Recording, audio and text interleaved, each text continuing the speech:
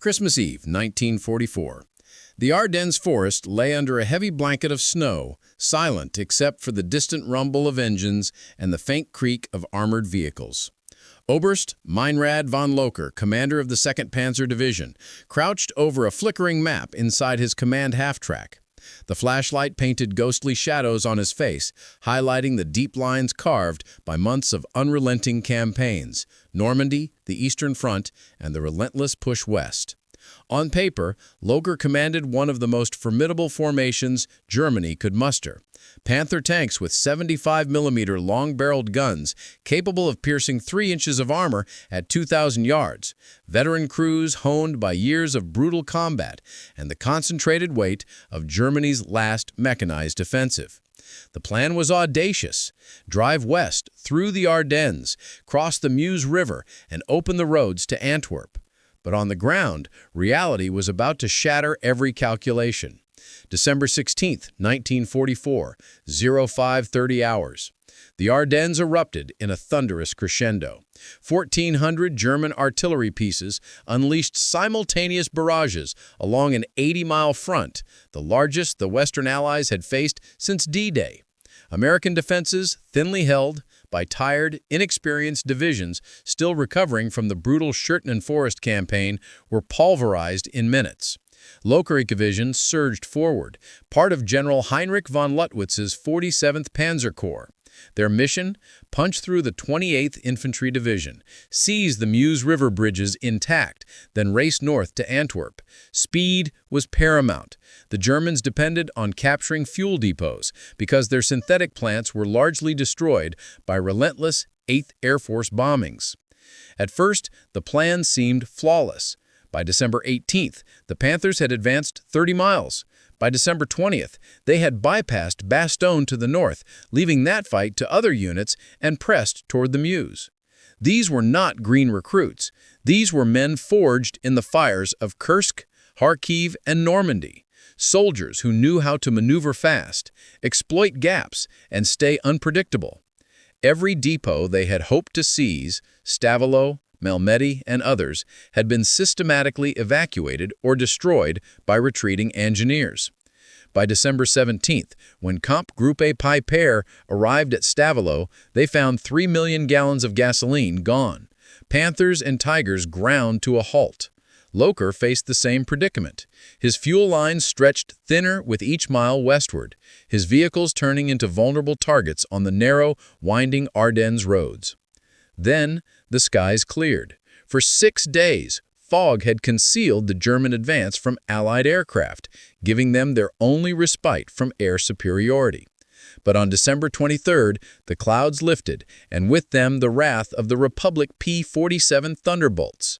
7 tons of radial engine fury, each armed with bombs and rockets, descended on the supply columns like lightning. Trucks, half-tracks, and any movement became instant targets. December 24th, 1944, Celles, Belgium. The spearhead of Locher's division reached the village of Celles, just 4 miles from the Muse River. Victory seemed almost within reach. But unseen forces were gathering to strike.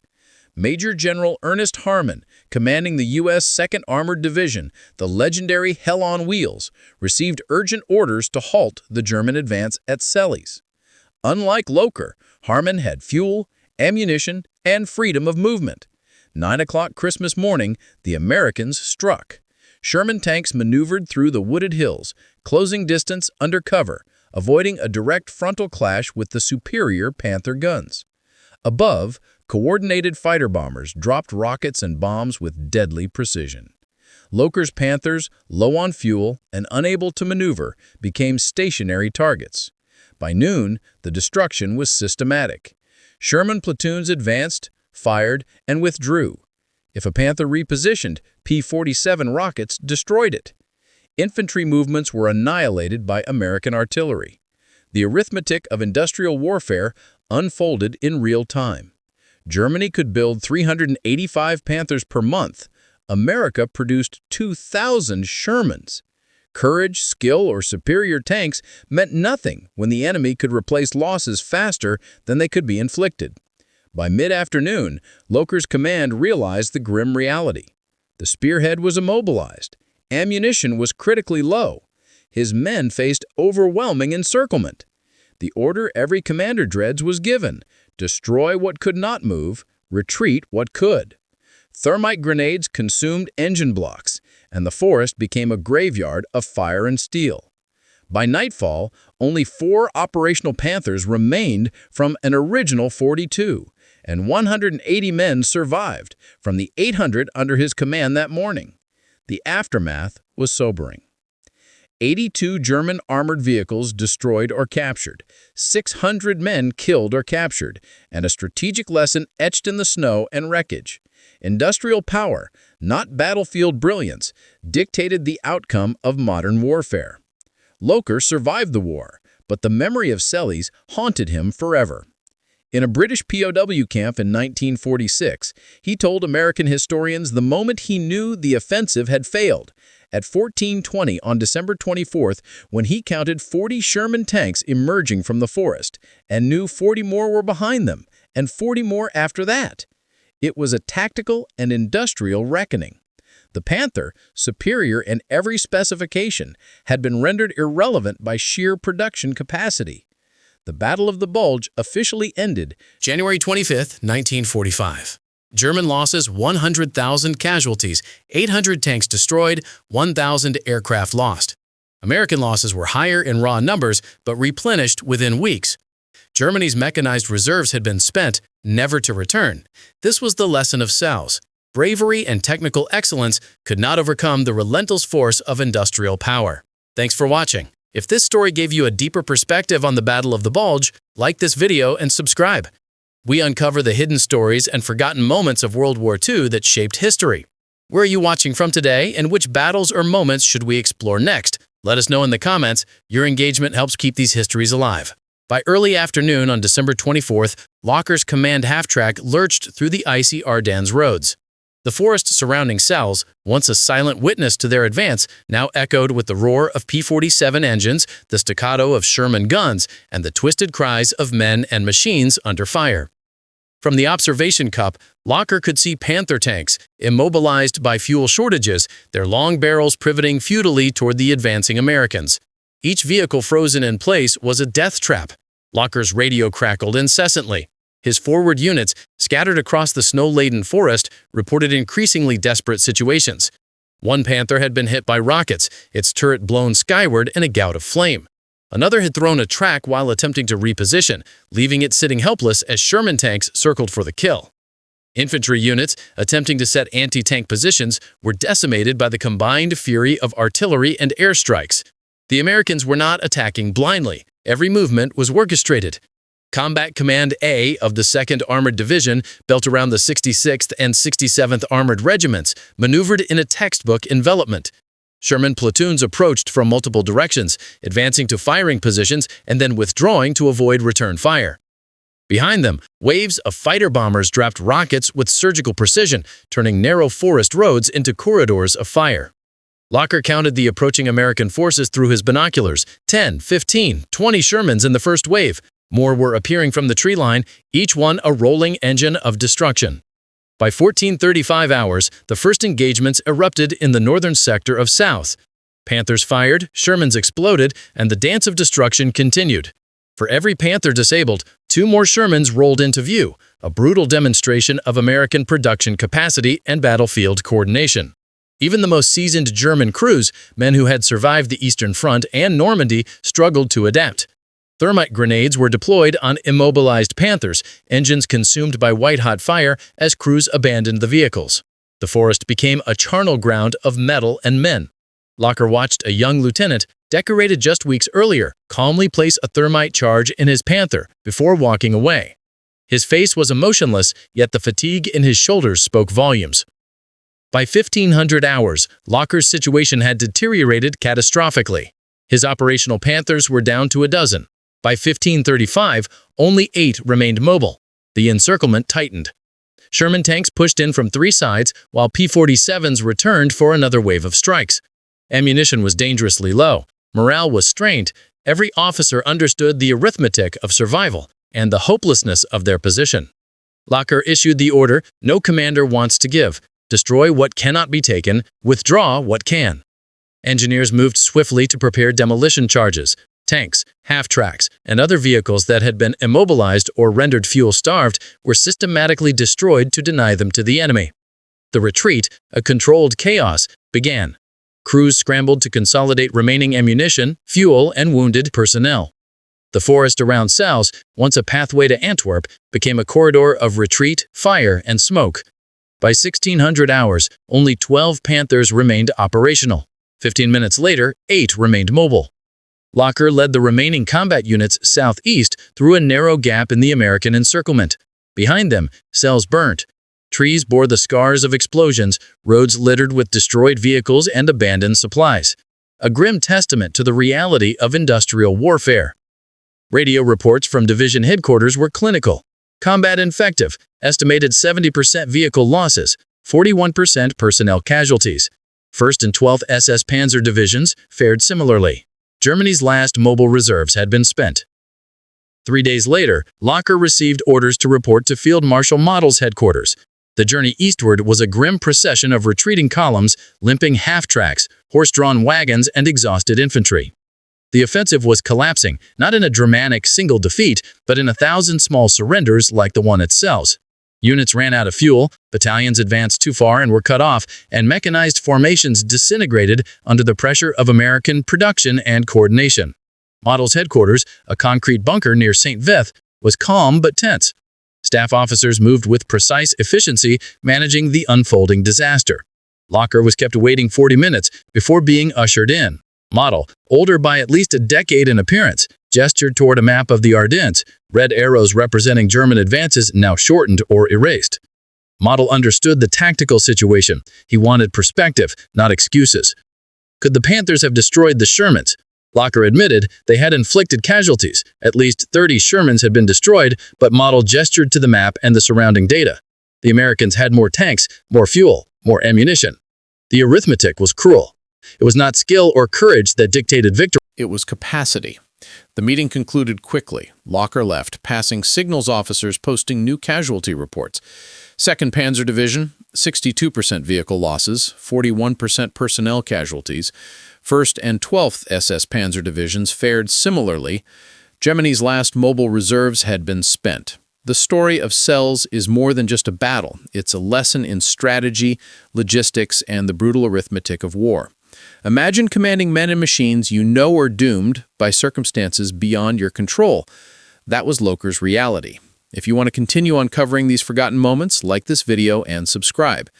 By nightfall on December 24, 1944, the Ardennes forest had fallen silent, except for the distant crackle of fires and the occasional rumble of a burning vehicle collapsing under its own weight. Locher sat in a makeshift command post, surrounded by exhausted men, the snow crunching underfoot as the survivors tried to regroup. The once proud Second Panzer Division was reduced to a shadow of itself, 4 operational Panthers, 140 men, and a scattering of half-tracks. The rest were destroyed, captured, or lost to the forest. Locher's mind replayed the day in relentless detail. Each Panther lost was more than a machine.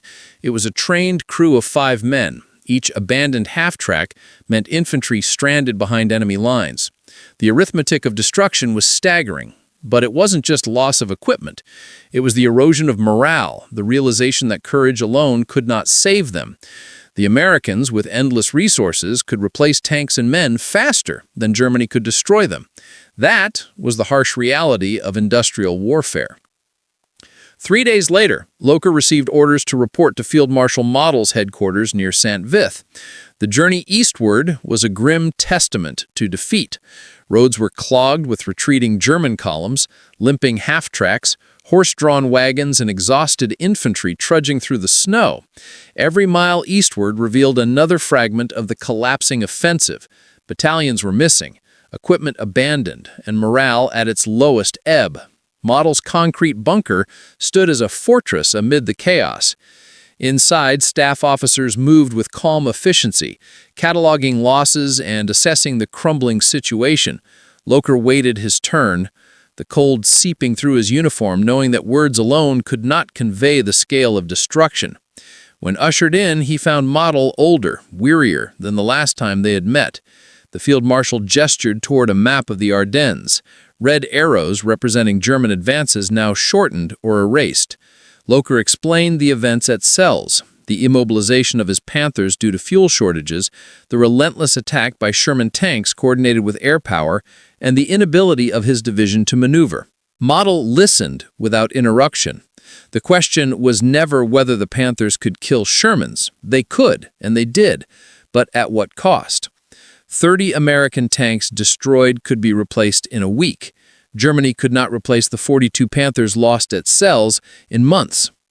The meeting was brief. Model acknowledged Locher's skill, but gestured toward the map. The gamble had failed. Germany had spent its last mobile reserves on an offensive that gained nothing and lost everything. The arithmetic of industrial warfare had prevailed. In the weeks that followed, Locher observed the sobering realities of production and logistics. By January 15, 1945, he sat at a makeshift command post east of the Rhine, reviewing intelligence on American tank production. The numbers were staggering.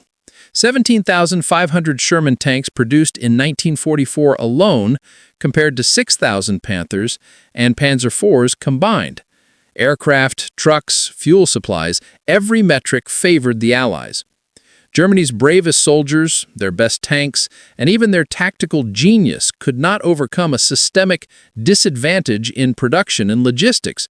The replacements that arrived were a pale shadow of what had been lost. 7 Panthers, crewed by men with just 8 weeks of training, arrived to replace 42 experienced vehicles. The quality of crews and vehicles had been sacrificed to maintain a fragile semblance of operational capability. Locher wrote to his wife that night, careful to skirt censorship, yet the truth was clear.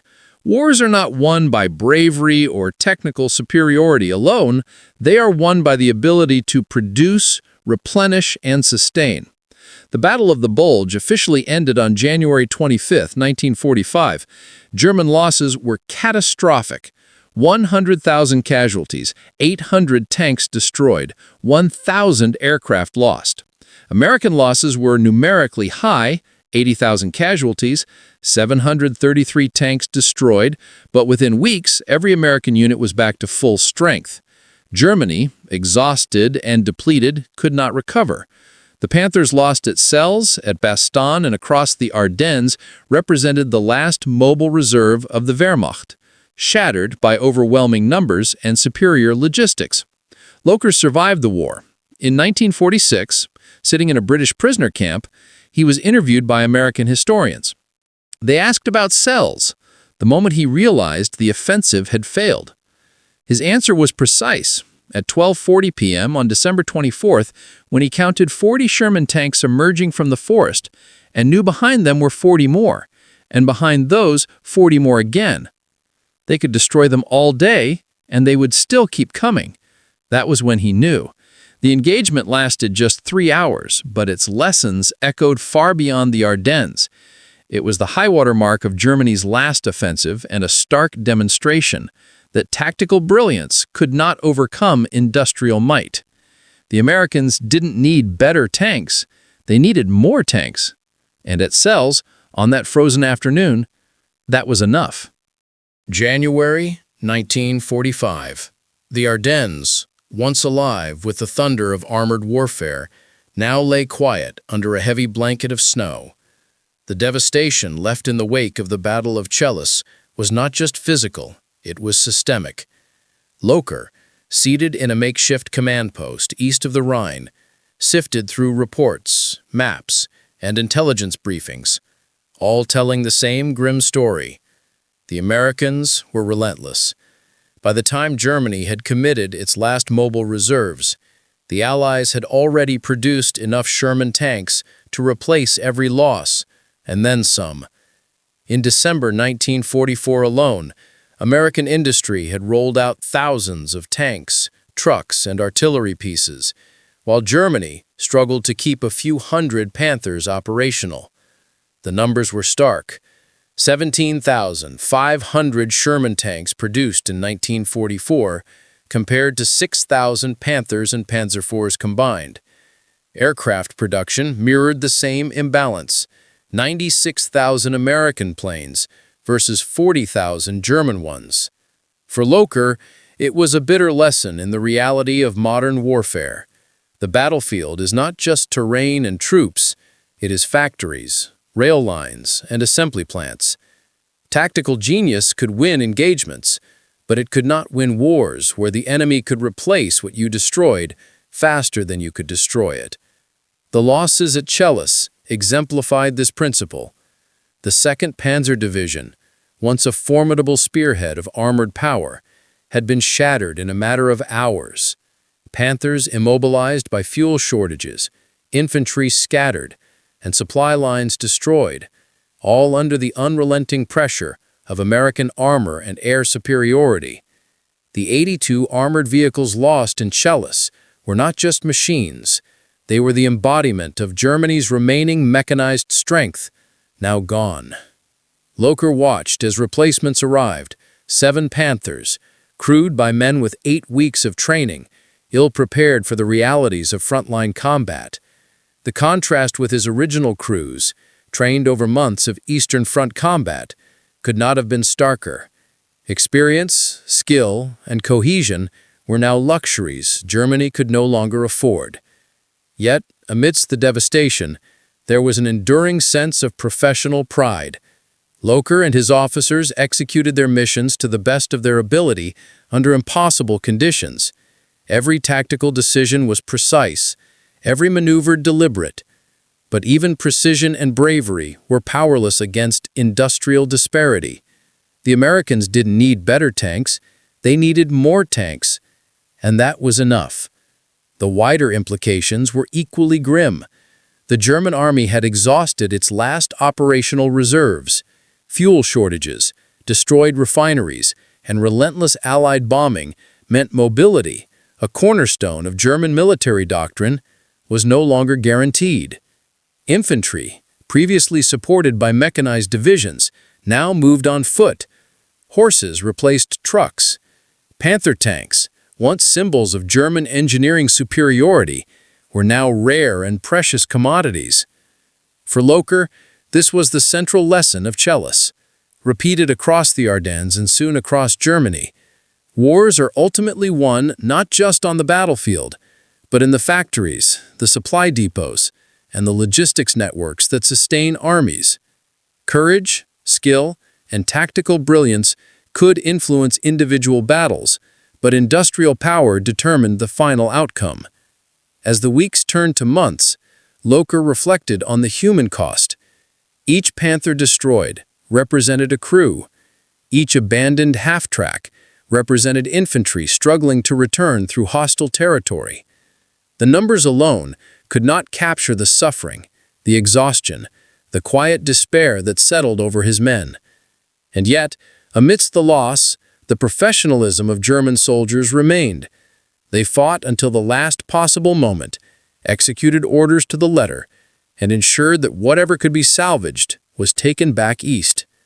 By the spring of 1945, as Allied forces crossed the Rhine, Locher observed the culmination of these realities firsthand. German forces were immobile, undersupplied, and exhausted.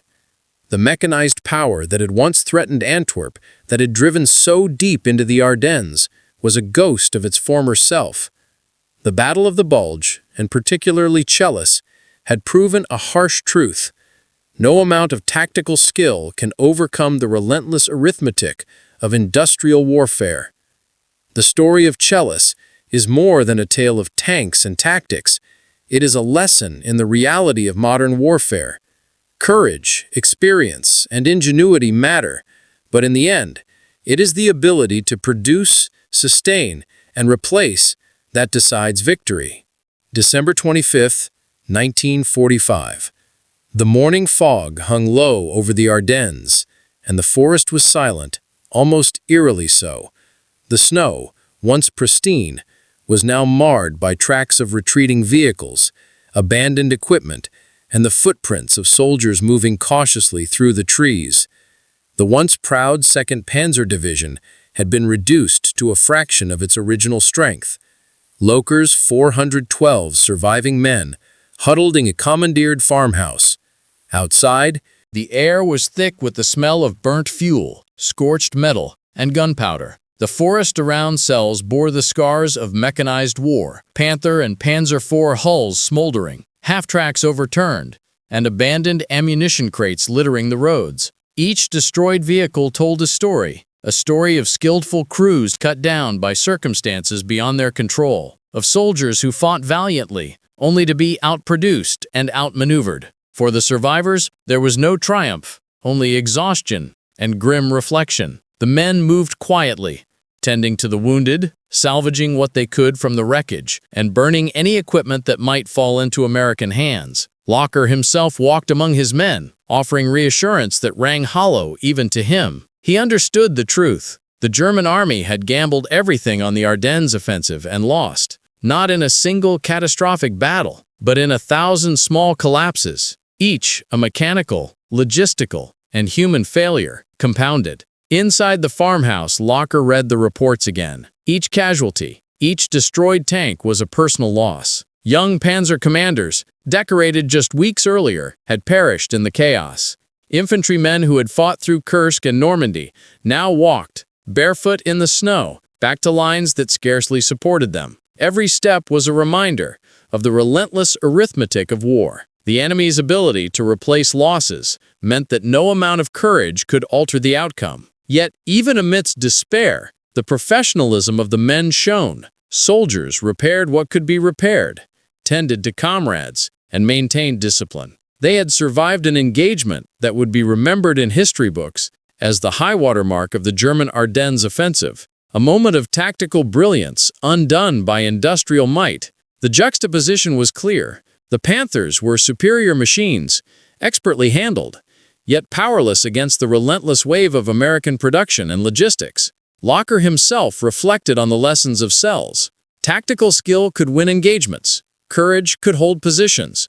But modern war, he realized, was a game of numbers, resources, and production. One could fight bravely, maneuver skillfully, and exploit terrain to perfection. But if the enemy could replace losses faster than you could destroy them, victory was impossible. The psychological toll on his men was equally profound. They had fought, retreated, destroyed their own equipment to prevent capture, and survived against overwhelming odds. Many would carry the memory of Chelis, the frozen roads, the roar of P-47s, and the relentless advance of Sherman tanks for the rest of their lives. War had stripped them of youth, left them with trauma, and made them witnesses to the limits of human endurance. Against industrial power, Locher penned letters home to families, carefully avoiding the full truth. Censorship would not allow the reality of destroyed divisions and decimated crews to reach German households. Yet he wrote in coded phrases, conveying concern, pride, and a grim acknowledgement of the situation. Every sentence was a balancing act between hope and despair, truth and necessity. The story of cells, like the Battle of the Bulge itself, was not about heroic breakthroughs or epic duels. It was about survival, human cost, and the sobering reality of industrial warfare.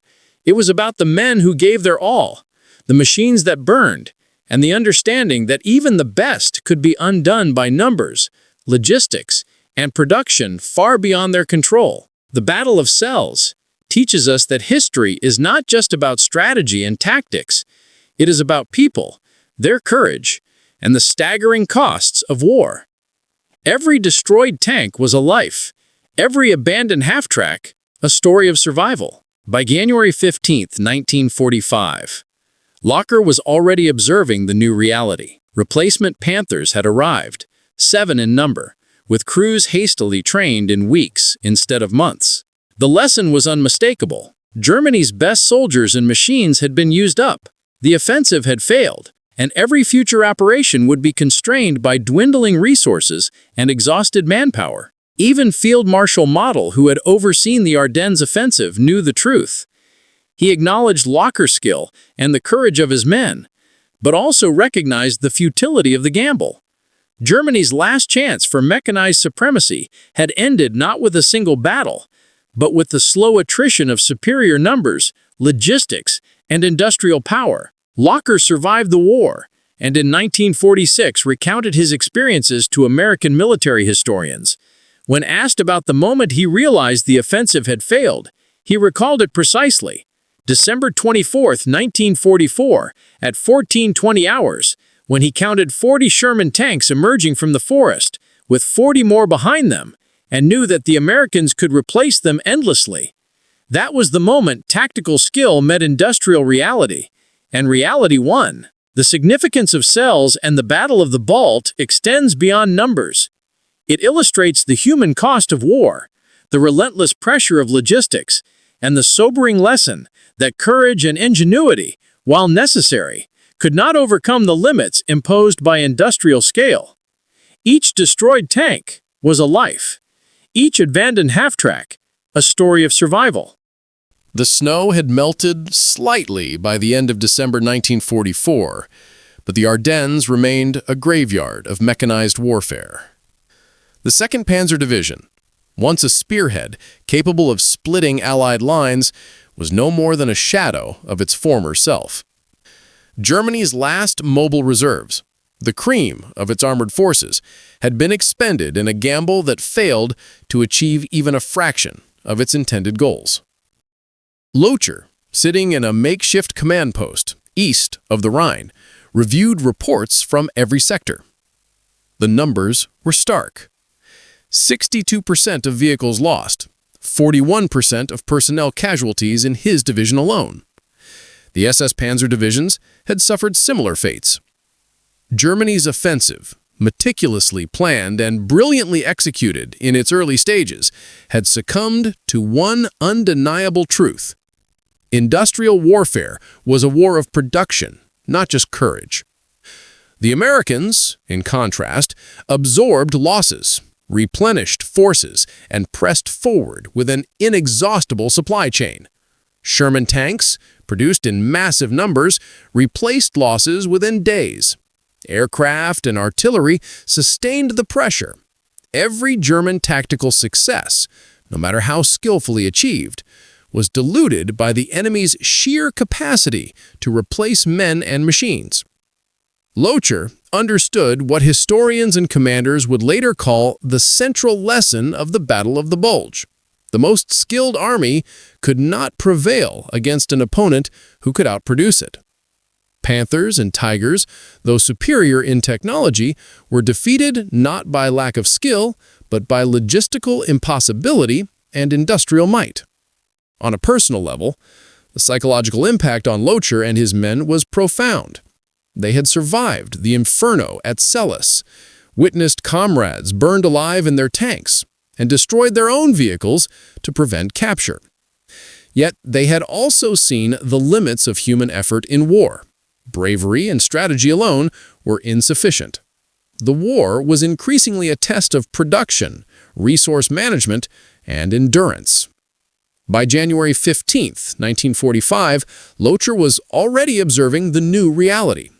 Replacement Panthers had arrived, 7 in number, with crews hastily trained in weeks instead of months. The lesson was unmistakable. Germany's best soldiers and machines had been used up. The offensive had failed, and every future operation would be constrained by dwindling resources and exhausted manpower. Even Field Marshal Model, who had overseen the Ardennes offensive, knew the truth. He acknowledged Locher's skill and the courage of his men, but also recognized the futility of the gamble. Germany's last chance for mechanized supremacy had ended not with a single battle, but with the slow attrition of superior numbers, logistics, and industrial power.